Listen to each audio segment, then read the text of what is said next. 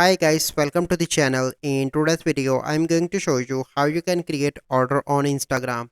So first step you need to do is to open Play Store and search for the Instagram. Make sure that your Instagram is up to date. As you can see, my Instagram is up to date.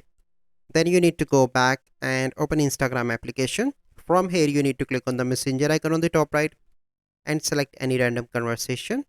And then you need to click on this plus icon in the right bottom, and the first option is create orders. Click on that, and here you need to add the amount of the order. So I'm going to add $50 for example.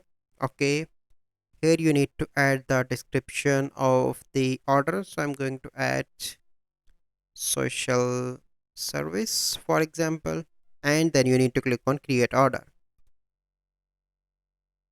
And here you can see that an order will be created, and you can see order history here. And here you can see that now your order is waiting for payment. Once your customer paid you, you simply need to click here mark as paid. And if you want to add to cancel the order, you can cancel from here as well.